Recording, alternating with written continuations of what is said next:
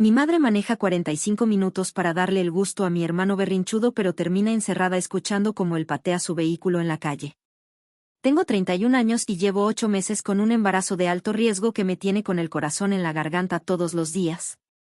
Literalmente cualquier estrés o complicación puede adelantar el parto y los médicos fueron muy claros con eso, así que mi vida ahora mismo es reposar y rezar para que cada día pase sin sobresaltos. Pero en mi familia la tranquilidad no es algo que dure mucho tiempo.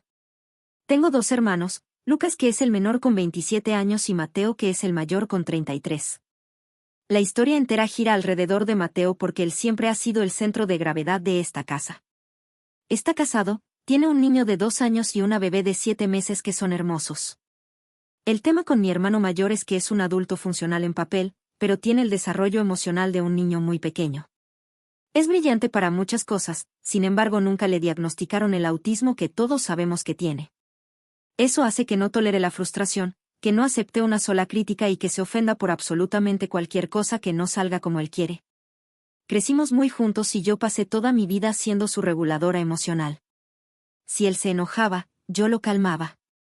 Si él no entendía una situación social, yo se la traducía para que no sufriera. Me acostumbré tanto a evitar que él explotara que anulé mis propias necesidades muchísimas veces. Ahora de grandes la relación cambió un poco porque yo ya no tengo la energía para sostenerlo. Solamente me llama cuando necesita apoyo emocional urgente o, si le digo algo que no le gusta, me ignora y deja de hablarme por semanas enteras. Además de la personalidad de mi hermano, el otro gran factor en esta ecuación es su esposa Clara. Ella es médica, una profesional excelente, pero arrastra unos traumas de infancia muy pesados. Nunca se trató ese estrés postraumático y el resultado es que vive constantemente a la defensiva. Es una mujer profundamente desconfiada de todo el mundo, incluida nuestra familia. Mantiene su distancia siempre y es ferozmente protectora de sus hijos, al punto de la obsesión. Todos nosotros hacemos un esfuerzo enorme por respetar sus límites porque sabemos que no lo hace de mala, sino por miedo. El problema es que viven a 45 minutos de distancia de la casa de mis padres. Mateo no maneja porque le da ansiedad, así que dependen del transporte público. Y viajar en autobús o tren con 2 bebés pequeños, sabiendo lo paranoica que es Clara con los gérmenes y la seguridad, es una misión imposible. Por todas estas razones, casi nunca vemos a la familia de mi hermano mayor. Los niños están creciendo lejos nuestro y es algo que a mis papás les duele un montón en silencio. Mi mamá, Elena, siempre trata de justificar la ausencia de Mateo diciendo que es complicado para ellos moverse. Yo entiendo las dificultades logísticas, pero en el fondo sé que Clara prefiere mantenerlos aislados en su burbuja donde ella tiene el control absoluto de todo. No la juzgo por sus traumas, pero es agotador tener que medir cada palabra y cada movimiento cuando interactuamos con ella. Siempre sientes que estás a un paso de ofenderla o de cruzar una línea imaginaria que nunca te explicaron dónde estaba. Esa dinámica nos fue alejando de a poco. Todo este contexto es para entender por qué estábamos tan emocionados hace unas semanas. Mi hermano menor, Lucas, cumplía 27 años y decidió organizar un almuerzo familiar en la casa de mis papás. Lucas siempre fue el más relajado de los 3, el que nunca pide nada y el que trata de unir a la familia. Cuando mandó la invitación al grupo de WhatsApp, todos asumimos que Mateo y Clara iban a poner una excusa para no ir. Pero para sorpresa de todos, Mateo contestó que sí, que iban a hacer el esfuerzo de ir con los niños. Mi mamá casi se pone a llorar de la alegría porque los pequeños casi nunca habían pisado su casa. Empezó a planear el menú una semana antes, compró juguetes nuevos para tenerles en la sala y limpió todo con desinfectante para que Clara no se quejara. Yo también estaba feliz porque, con el embarazo tan avanzado y el reposo relativo, no había podido ir a visitarlos. Era la oportunidad perfecta para ver a mis sobrinos antes de que naciera mi propio bebé y mi vida se volviera un caos de pañales. El ambiente en la casa esos días previos era de pura expectativa. Lucas compró un pastel enorme, mi papá arregló el jardín y yo preparé unos regalitos para los niños. Parecía que por fin íbamos a tener un domingo de familia normal, de esos que ves en las publicidades y que nosotros nunca logramos tener. Todo estaba milimétricamente calculado para que ellos estuvieran cómodos, para que Mateo no se estresara y para que Clara sintiera que el ambiente era seguro. Pero la tranquilidad nos duró muy poco. Llegó el domingo por la mañana, el mismo día del cumpleaños de Lucas. Yo estaba en la casa de mis papás desde temprano, ayudando a poner la mesa despacio mientras cuidaba mi embarazo. A eso de las 10 de la mañana sonó el teléfono de la cocina. Mi mamá atendió y por su cara me di cuenta de que algo andaba mal. Era Mateo. Llamaba para avisar que el niño mayor, el de 2 años, se había despertado con fiebre. Mi mamá, con toda la lógica del mundo en ese primer momento, le dijo que lo sentía mucho pero que lo mejor era que se quedaran en su casa. Le explicó que no era buena idea sacar a un niño enfermo, y sobre todo, le recordó que yo estaba ahí. Un contagio en mi estado, a semanas de dar a luz, no era un simple resfrío, era un riesgo médico grave. Yo escuchaba a mi mamá hablar y sentí un alivio inmenso por dentro. Pensé que por fin alguien ponía la salud por delante de los caprichos emocionales. Mi mamá colgó el teléfono, me miró y me dijo que Mateo sonaba un poco triste pero que había entendido. Las dos seguimos con los preparativos del almuerzo, tristes por no ver a los niños, pero tranquilas con la decisión. Lucas bajó de su cuarto, le dimos la noticia y él también reaccionó bien. Dijo que era una lástima pero que la salud de mi bebé era la prioridad absoluta. Todo parecía estar resuelto de la manera más madura y sensata posible. Creímos que el tema había terminado ahí y que íbamos a tener un cumpleaños tranquilo solo nosotros 4. Estábamos muy equivocados. Pasó exactamente 1 hora desde esa primera llamada. La comida ya estaba en el horno y el olor llenaba toda la casa. De repente el teléfono volvió a sonar. Esta vez mi mamá atendió en el pasillo y la escuché suspirar profundo. Era Mateo otra vez. Pero ahora no sonaba comprensivo ni tranquilo. Estaba llorando. Lo escuchaba quejarse desde el otro lado de la línea, con esa voz aguda y desesperada que pone cuando siente que el mundo lo está dejando afuera. Le estaba rogando a mi mamá que encontraran una forma de que ellos pudieran venir al cumpleaños. Decía que el niño estaba mucho mejor, que le habían dado una medicina y que le había bajado la temperatura. Repetía una y otra vez que era solo una fiebre leve sin importancia, que no podíamos marginarlos por algo tan estúpido. Yo cerré los ojos y sentí que la presión me subía. Conocía ese llanto de memoria. Era la misma rabieta que hacía a los 10 años cuando no lo invitaban a un cumpleaños, pero ahora en el cuerpo de un hombre de 33. Mi mamá trataba de calmarlo con voz suave, la misma voz que usó toda la vida para evitar que él estallara. Mateo no la dejaba hablar, solo lloraba y le suplicaba que por favor fuera a buscarlos en auto para que no tuvieran que tomar el transporte público. Empezó a usar la culpa, diciendo que los niños estaban ilusionados, que ellos nunca salían y que los estábamos discriminando.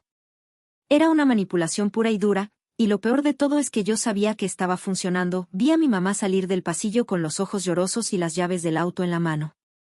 Me miró con esa cara de culpa que pone siempre que Mateo la acorrala emocionalmente. Me dijo que no soportaba escucharlo llorar así, que el niño ya no tenía fiebre y que iba a ir a buscarlos. El viaje hasta la casa de Mateo eran 45 minutos de ida y 45 de vuelta. Mi mamá agarró su bolso sin esperar a que yo le contestara. Yo me quedé paralizada al lado de la mesa del comedor, sosteniendo un montón de servilletas en la mano. La vi salir por la puerta, subirse al auto y arrancar. En ese momento la molestia me empezó a hervir en el pecho. No podía creer que otra vez, como siempre, los sentimientos de Mateo fueran más importantes que la realidad material. Mi mamá prefirió ceder a su chantaje emocional antes que sostener un límite básico de salud. Me quedé sola en la cocina escuchando el motor del auto alejarse. Sentí una puntada en el vientre y tuve que sentarme a respirar. Mi embarazo es de alto riesgo por problemas de presión y el estrés es exactamente lo que me prohibieron los médicos. Pero ahí estaba yo, tragándome la angustia de ver cómo mi propia madre me ponía en peligro solo para que su hijo mayor no hiciera un escándalo. Lucas entró a la cocina, vio mi cara y me preguntó qué había pasado. Cuando le conté, tiró un trapo de cocina al piso y se agarró la cabeza. Él también estaba harto de esta dinámica tóxica.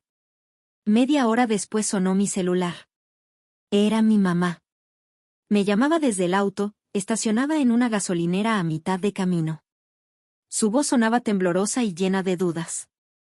Me dijo que mientras manejaba había empezado a pensar en frío y se dio cuenta de la locura que estaba haciendo. Quería saber mi opinión, me preguntaba qué hacer. Yo respiré hondo para no gritarle. Le dije que me estaba poniendo en una situación imposible. Si ella traía a un niño contagiado a la casa, yo estaba obligada a irme. Mis defensas están por el piso y agarrar un virus a los 8 meses de embarazo podía terminar en un parto prematuro en el mejor de los casos. Le expliqué mis 3 opciones, que eran todas horribles. Podía quedarme y arriesgar la vida de mi bebé. Podía irme de la casa, pero eso significaba aislarme de mis propios padres justo en las semanas previas al parto porque ellos ya habrían estado en contacto con el virus. O podía ser yo la mala de la película, la que arruinara el capricho de Mateo y dijera que no vinieran. Mi mamá se quedó callada del otro lado. No quería cargar con la culpa de decirle a Mateo que se bajara del plan. Prefería pasarme la responsabilidad a mí, como hizo siempre. Le dije que era una locura someter a todos a esto por una fiebre que probablemente era contagiosa. Le recordé que Clara es médica y debería saberlo mejor que nadie. Mi mamá suspiró y me dijo que no tenía el valor para enfrentar a Mateo ahora que ya estaba a 10 minutos de su casa. Corté la llamada con mi mamá y me quedé mirando la pantalla del celular. El silencio en la casa de mis papás era asfixiante. Me di cuenta en ese momento de cuánto daño habíamos hecho al proteger a Mateo toda la vida. Yo era cómplice de esto. Durante 30 años le enseñé que sus emociones eran tan frágiles que todos debíamos doblar nuestras vidas para que él no se rompiera. Si él se frustraba, yo cedía. Si él hacía una rabieta, yo encontraba la forma de suavizarle el impacto. Creé un monstruo emocional porque creí que lo estaba ayudando. Me daba culpa admitirlo, pero era la verdad. Siempre me puse en segundo lugar porque pensaba que yo era más fuerte y podía aguantarlo. Pero ahora no estaba sola. Tenía una vida adentro mío que dependía 100% de mis decisiones. Mi bebé no tenía la culpa de la inmadurez de su tío ni de la falta de límites de su abuela. Miré mi vientre enorme y sentí una oleada de protección muy animal, muy básica. Ya no importaba si Mateo lloraba o si se enojaba conmigo por meses. Ya no iba a ser su amortiguador. Reconocer mi propia culpa en esta dinámica me dio la fuerza que necesitaba para cortarla. No iba a permitir que me empujaran fuera de la casa de mis padres en el cumpleaños de mi hermano menor solo para evitar un conflicto. Si mi mamá no tenía el valor para ser la adulta responsable, iba a tener que serlo yo. Me sequé un par de lágrimas de frustración que se me habían escapado y desbloqueé el teléfono para buscar el número de mi hermano. Le mandé un mensaje a mi mamá diciendo que yo me iba a encargar. Ella solo me respondió con un emoji de manos rezando. La cobardía me dio un poco de lástima, pero ya no había tiempo para eso. Marqué el número de Mateo y me puse el celular en la oreja. Fueron 5 tonos largos que parecieron durar horas. Mientras escuchaba el sonido de la llamada, repasé en mi cabeza exactamente qué le iba a decir. No quería sonar agresiva, quería sonar lógica y firme. Quería expresarle mi incomodidad real frente a la situación médica. Él contestó al 6º tono. Su voz era un hilo, sonaba como alguien a la defensiva que sabe que está haciendo algo mal pero igual quiere salirse con la suya. Le dije hola, le pregunté cómo estaba el niño y fui directo al punto. Le expliqué que mi embarazo era de altísimo riesgo y que no podíamos minimizar una fiebre en este momento. Le dije que entendía sus ganas de venir al cumpleaños de Lucas, pero que las consecuencias de un contagio para mí no eran un simple dolor de cabeza. Eran días de internación y un riesgo directo para el bebé. Le hablé con la misma paciencia con la que le hablaba a los 15 años cuando le explicaba por qué no podía ir a un viaje de la escuela. Esperaba que reaccionara con tristeza, tal vez con algo de frustración. Esperaba que me dijera que lo entendía y que cortáramos en paz. Pero Mateo no dijo absolutamente nada. Hubo un silencio pesado, de esos que te avisan que el control de la situación acaba de cambiar de manos. Escuché un ruido de fondo y la voz cambió. Clara le sacó el teléfono de las manos. Ni siquiera me dijo hola. Fue directo al ataque con ese tono clínico, frío y condescendiente que usa cuando quiere dejar en claro que ella es la única inteligente en la habitación. Me dijo que ella era médica y que sabía perfectamente cómo funcionaban los contagios. Empezó a usar términos técnicos de manera innecesaria para marearme. Me explicó que la fiebre del niño probablemente no era viral, que ya estaba bajando y que el riesgo de transmisión en un ambiente ventilado era mínimo. Escucharla hablar así me revolvió el estómago. Era una manipulación asquerosa. Ella sabía, porque me lo había dicho antes, que cualquier cuadro febril cerca mío era un peligro. Pero ahora estaba acomodando su supuesta ética médica para justificar el capricho de su marido, solo porque él le debe haber hecho la vida imposible esa mañana. Yo no me dejé atropellar. Le contesté, manteniendo la voz nivelada, que no iba a apostar la salud de mi bebé a una probabilidad. Le dije que nadie estaba enojado con ellos, que era una lástima perdernos el almuerzo juntos, pero que era una cuestión de fuerza mayor. Le recordé que mi mamá ya estaba en camino, pero que yo la había llamado para decirle que se volviera. Clara no retrocedió. Su tono se volvió todavía más afilado y despacio, como si le estuviera hablando a una persona con problemas de comprensión. Me dijo que entendía mi miedo, que como madre lo validaba, pero que entonces la solución era otra. Me estaba llevando exactamente al rincón donde ella quería tener todo el control de la familia. Lo que salió de la boca de Clara a continuación fue una de las cosas más manipuladoras que escuché en mi vida. Con una calma escalofriante, me dijo que si yo era la que estaba en riesgo y la que sentía miedo, entonces la solución lógica era que yo me quedara encerrada en un cuarto. Me estaba proponiendo, el día del cumpleaños de mi hermano en la casa de mis propios padres, que yo me aislara en una habitación para que ellos pudieran venir y disfrutar de la comida. La desfachatez de sugerir eso me dejó sin aire por un segundo. Ella estaba dispuesta a desplazar a una embarazada a punto de dar a luz con tal de no lidiar con la frustración de Mateo en su propia casa. Le dije que de ninguna manera iba a hacer eso. Que la lógica básica del cuidado dictaba que el enfermo se quedaba en su casa, no que el sano se escondiera. Hubo un silencio del otro lado de la línea. Clara se dio cuenta de que no iba a ceder a su chantaje emocional vestido de consejo médico.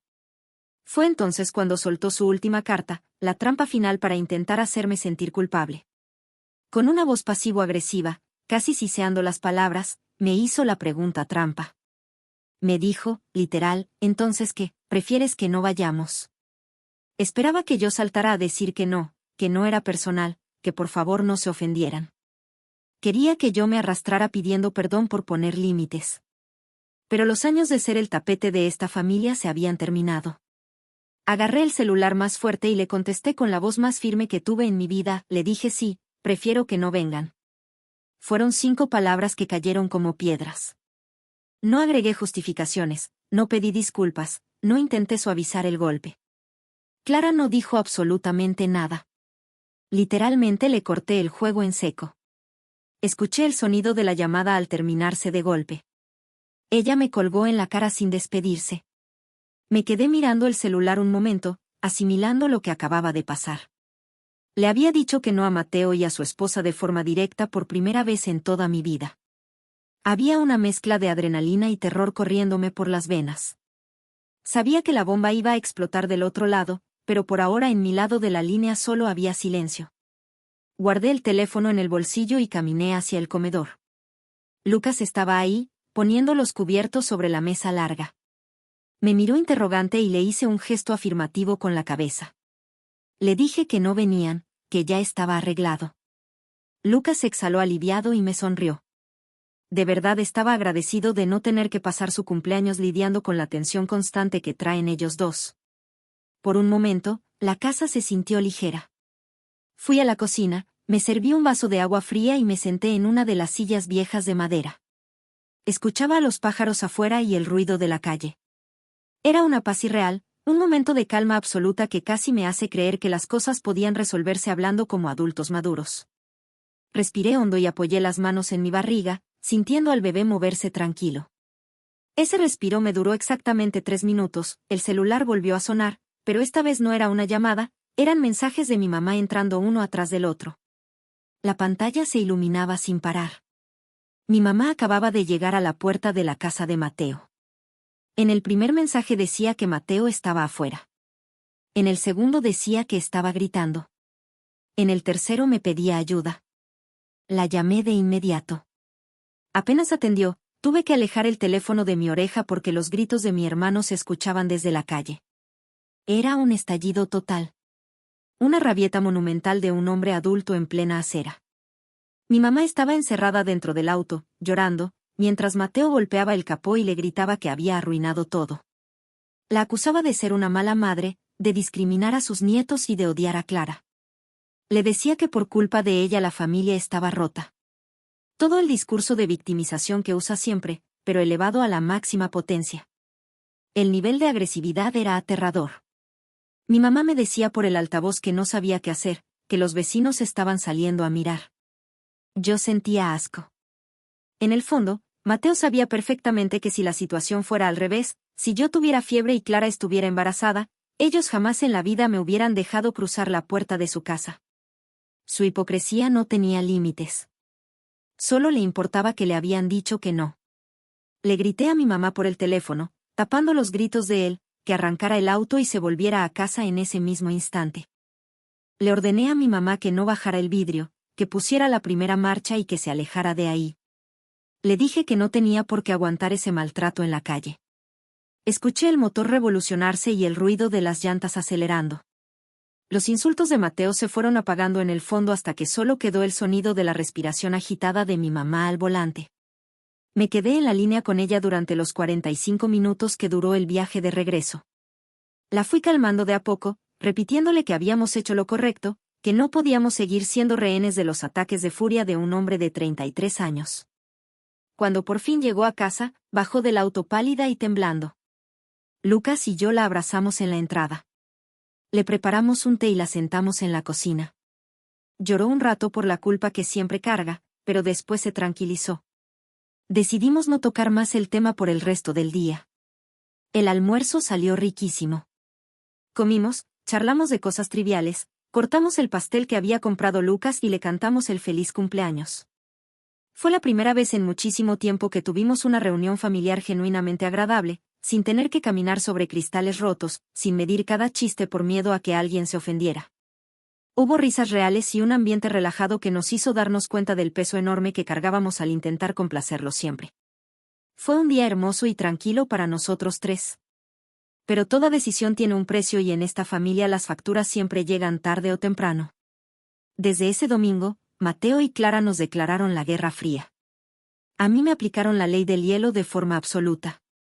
No me mandaron un solo mensaje para saber de mi embarazo, ni siquiera preguntaron si el bebé está bien. Clara subió indirectas a sus estados de WhatsApp sobre la falta de empatía familiar, bloqueándome a mí pero asegurándose de que mi mamá las viera. A mis padres sí los llaman, pero únicamente para retarlos y hacerles sentir culpa.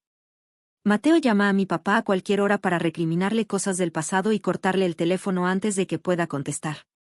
Usan a los niños como moneda de cambio, diciendo que por culpa de lo que pasó ese día, los pequeños ahora tienen miedo de ir a visitarlos y que van a necesitar tiempo para sanar el daño.